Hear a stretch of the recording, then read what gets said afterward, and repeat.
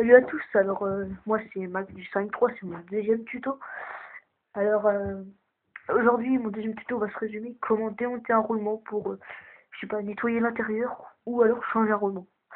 Car comme sur mon premier tuto je vous ai expliqué, c'était comment faire pour qu'un roulement dure plus longtemps. En gros pour le regresser et tout. Et comme vous avez pu voir, si vous l'avez déjà vu, il n'y a pas besoin de démonter ça. Il n'y a pas besoin de démonter les roulements. Donc du coup, si on les démonte, c'est souvent pour les changer ou pour nettoyer un peu l'intérieur. Parce que ça fait longtemps qu'on l'a pas fait, il faut le faire un petit peu de temps en temps, quand même. Donc voilà. Donc, là, mon roulement, il est déjà démonté. Donc voilà, comme vous pouvez voir, j'ai déjà fait pour la petite vidéo. Donc c'est pas compliqué, je vais vous montrer très vite. Un petit tournevis comme ça, hein. Tournevis plat, ça suffit, hein. Il n'y a pas besoin d'un crucifix, enfin, voilà. Donc voilà, je vous montre. Donc toujours protéger sa table, hein, comme d'habitude, un petit chiffon. Donc là, à l'intérieur, vous avez un petit spaceur qui se déplace un petit peu. Voilà. Donc voilà. Vous inclinez tout le temps comme ça. Parce que si on le met droit, hop, ça traverse. Donc voilà. Donc vous l'inclinez comme ça. Bon, là c'est tombé parce que c'était déjà défait. Bon, on l'incline comme ça. Hop, on appuie. Quand on peut plus, ça veut dire que c'est bien placé. Après, ici, ce qu'il suffit de faire, c'est on prend le petit marteau. Donc voilà, là, je sais pas si on va faire. On prend le petit marteau et là on tape. Et voilà. Je pense que là vous arrivez un peu à voir. On tape.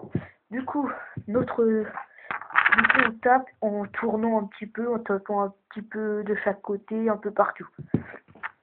Voilà, mon roulement. Comme vous avez pu voir peut-être sur mon premier tuto comment faire pour que des roulements durent plus longtemps, il était mort. Donc voilà, c'est celui-là. Donc celui-là, bon, je peux vous dire, c'est pas il est là. Et voilà, il est tombé, je lui ai dit au revoir. Donc voilà, ça c'est le petit truc qu'on a à l'intérieur. Donc ça bouge un petit peu, c'est pas un truc qu'on enfonce. Donc voilà. Voilà. Hop, j'ai ce roulement là, mais qui tourne encore. Donc je vais pas le changer. Donc dans votre caisse ou chez vous, vous avez sûrement peut-être ça. Des roulements. Donc voilà. Donc ces roulements, moi j'en ai acheté, j'ai acheté une boîte comme ça à Decathlon. J'en avais 8 pour 7,98 7,98 €. Voilà. Donc celui-là il est neuf, hein, il n'a jamais servi. Donc pas besoin de le casser, rien. Voilà. Donc c'est pas compliqué. Vous prenez votre space. Pour le démonter, je pense que vous avez compris. On le tournevis, on l'incline un petit peu, on tape. Après on fait un peu le tour, on tape un peu partout. Ça sort. Et voilà. Après si vous voulez démonter l'autre, vous enlevez le spacer et vous faites pareil. Je pense que ça vous avez compris. Donc voilà. Donc c'est pas compliqué. Pour remettre un roulement. Après vous nettoyez tout ça. Pendant que vous y êtes, hein, faut profiter. Voilà. On profite un petit peu, c'est un peu crade. Donc voilà. Vous remettez ceci là, comme ça. Vous le mettez comme ça. Je sais pas là si on peut voir. Voilà, faut le mettre comme ça. Donc voilà. Après, mon roulement, n'importe quel sens, hein, c'est vous qui choisissez, hein, bien sûr. Donc voilà. On a juste à le positionner bien droit. C'est pas compliqué. Donc voilà. On le positionne bien droit. Là, on voit qu'il dépasse. Hein. Je peux pas l'enfoncer à la main. C'est un peu dur à faire. Donc voilà. Après, vous un petit chiffon. Hein. C'est pas compliqué. Vous le pliez en 2, en 4. Pour pas que ça abîme votre roulement, bien sûr. Donc voilà. Voilà, on appuie un petit peu pour l'enfoncer. On essaie de le mettre un peu près droit. Et là, tout ce qu'il vous suffit de faire, c'est à taper. Et vous regardez s'il s'enfonce bien droit. Forcément, c'est mieux.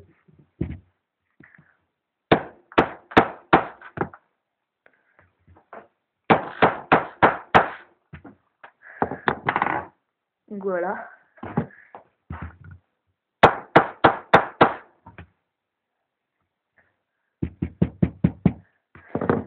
Donc là, ça fait un peu de bruit. Enfin voilà.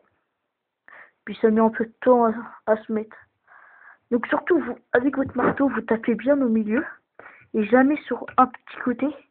parce que ça peut renforcer l'intérieur et ça peut un peu bousiller votre roulement, ça peut donner un petit coup et là du coup ça te rend pas très droit, ça m'est déjà arrivé. Celui-là il a un petit à-coup, quand il roule ça fait tac tac tac tac, mais bon il roule très bien. Donc je m'en fous un peu pour l'instant, je change pas.